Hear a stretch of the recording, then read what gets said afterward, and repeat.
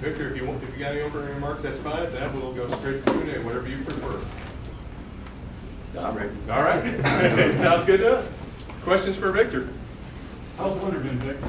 It's been great. It's been a fun time. And I just spent some time, about 3 weeks in Jupiter, mid-November, just around staff and things of that nature. And I'm down there right now as well. So I'm ready, man. What do you take out of last year that looks like what the winter needs to be focused on? That is a very good question. It's a lot. It was a lot of reflection at the end of the season for me. A lot of things I did good, a lot of things I could have improved on. But it all started with just studying the game more. I feel like I didn't take as much time as I needed to with just sitting down and really studying the game. Really just sitting like pen and paper, writing down specific things that I saw, whether that be on the bunting side, on the defensive side, on the offensive side, honestly like a classroom. So, how does it make you feel when you hear the GM and the president of baseball operations say he wants to give a runway to a young group of players like you to really take this opportunity this season and run with it? Yeah, I mean, it's pretty promising, just knowing that a lot of the work that I've done this offseason is going to be able to be showcased. And I'm excited to be able to present it, and I'm ready. When you reflected on all the experiences you had over the day in Dodger Stadium, what was some of the highlights, the best memories you had? Definitely debuting in Dodger Stadium was probably something I could have dreamed of. Something even more I could have dreamed of. But that was definitely a positive from this year. Something that, a 4-year-old says, I want to be a major leaguer. That ended up happening to me this past year. So that was definitely a positive. Then compared to sitting here a year ago at this time, what did you learn over the past year that you feel like will allow you to implement to be able to better reach the goals that you have for yourself professionally? I learned what it means to be a big leaguer, and I learned what it means to have a routine like a big leaguer and take those steps. Being on time, making sure I get my work done for the day before I get out there on the field, just to be prepared in all aspects of my game. So I learned what that meant. So. Vic, you mentioned you wanted to study the game more like a classroom. That'll help you from the mental side and the situational side. What are you doing from the physical side and the skill side to continue to improve? Yeah, a lot of things. I'll start on the offensive side.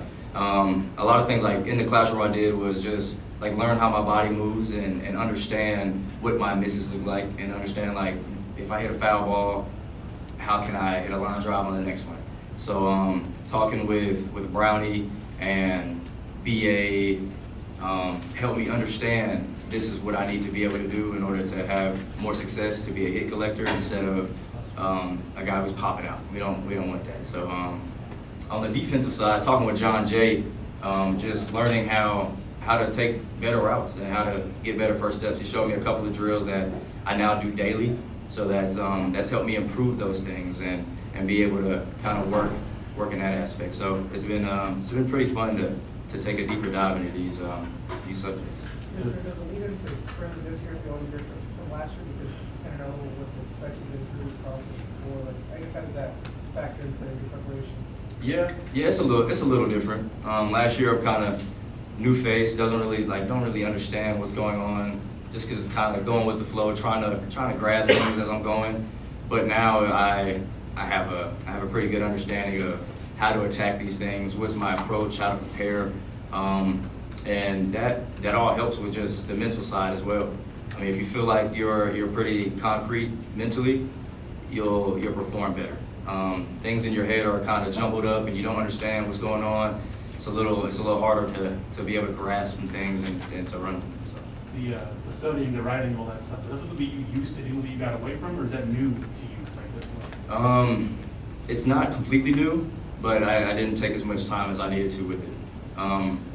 In spring training, I have this book with me now, or not on me at the moment, but I have this book where it has all these notes in it, and it has like tabs on it on like if it's defensive, if it's offensive, if it's bunting, if it's base running. I have so many different avenues of knowledge there. So being able to have that is like my my book, like that, to honestly kind of show everyone and be like, this is what the work I've been putting on the mental side looks like. Did somebody turn you on to that, or was that something that kind of got to yourself? It's just when you started working through stuff. Yeah, talking to Willie a little bit in the season last year, he said, man, you got to study the game as if it's a classroom.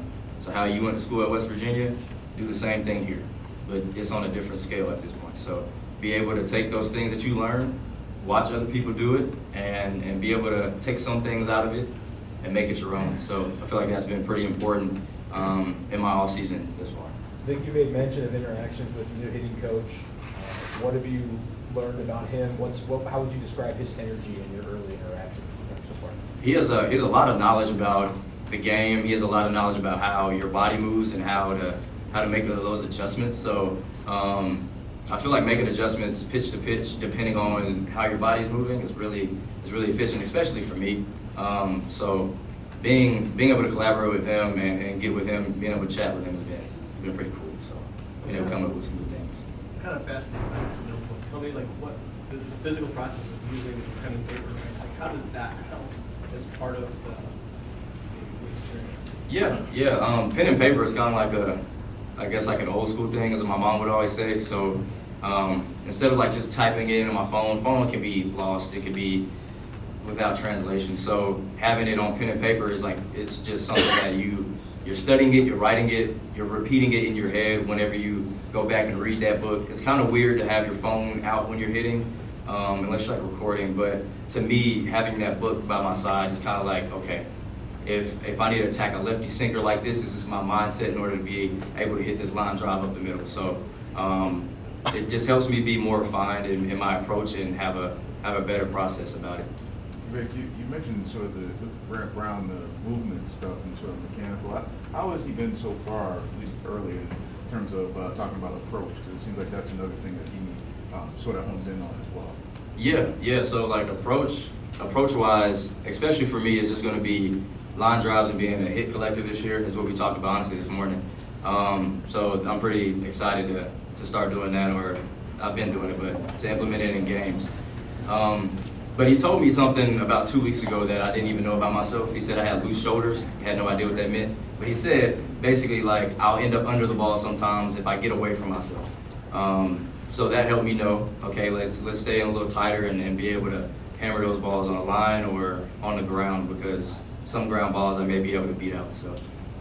Is that after you worked with him a little bit, or was that from video? Do you know where how he came up? Both from video and working with him.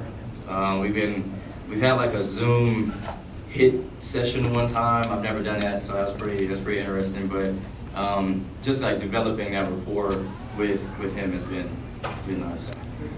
Grayson and Jordan both have places down in Jupiter. You said you spent time there. What's the vibe of this collection of young guys who know it's basically on you guys now to carry the season? Yeah. I mean, I feel like we have a task at hand and we have to be able to execute.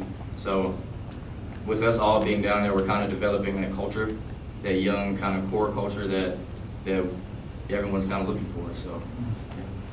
About midway through the year last year, you incorporated a leg step as a timing mechanism.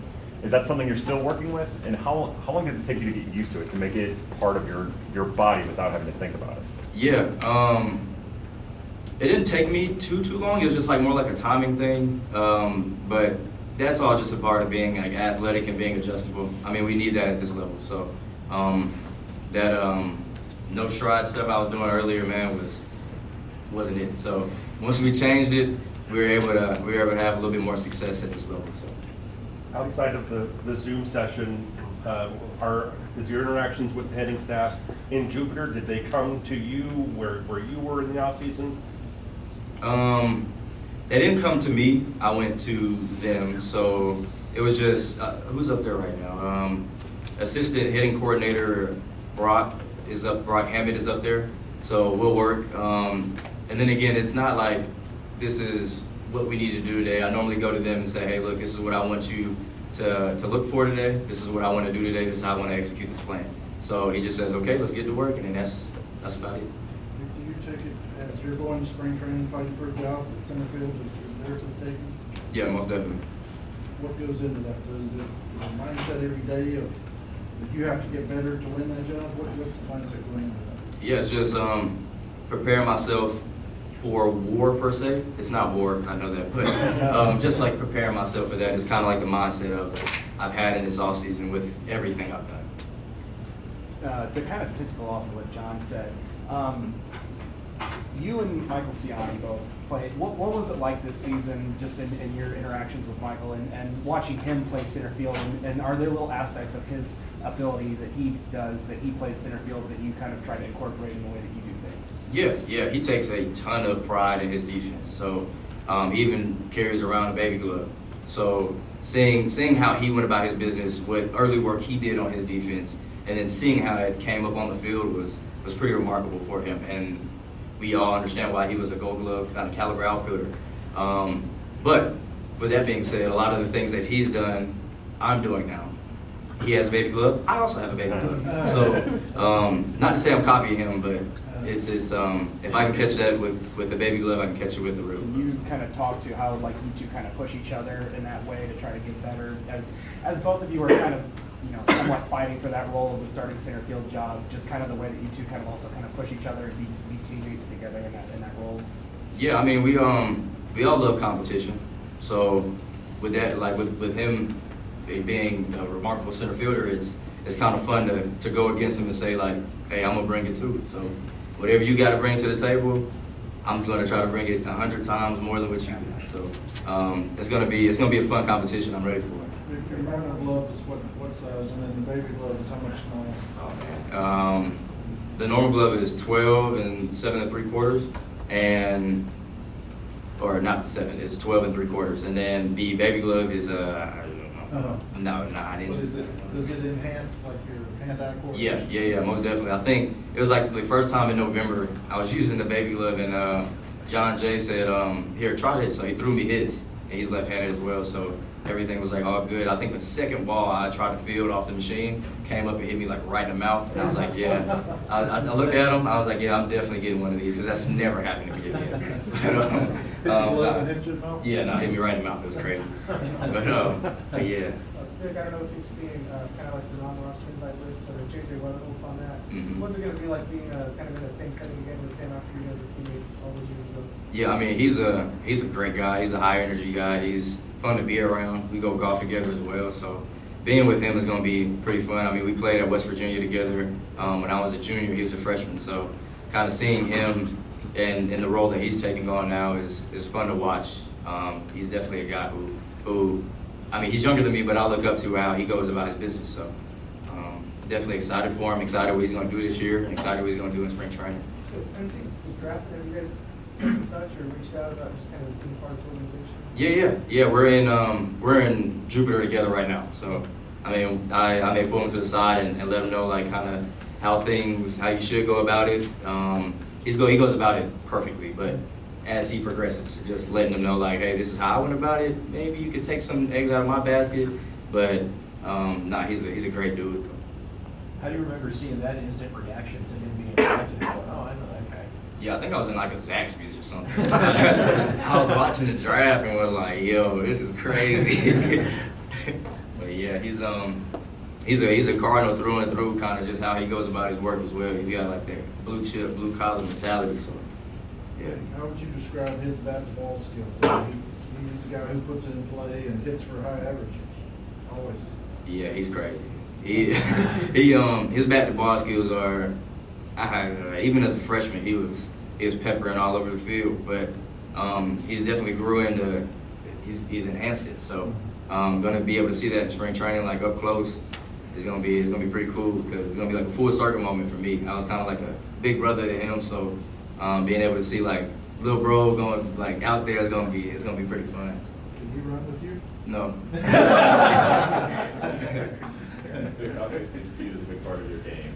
What did you learn from your base stealing opportunities at the major league level last year that you can incorporate into your game at this level?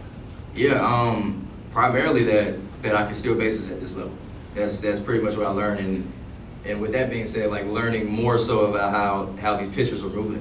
There's stuff that they do that tells me that they're going to pick up and go to the plate versus if they're not. So just like honestly learning more about that and having stolen a base in that first game was pretty. It was like a confidence boost in LA, because it was like, okay, I could do it. I did it in the minor leagues, and I can do it here too. So. All good? All right, Victor, thank you, very good.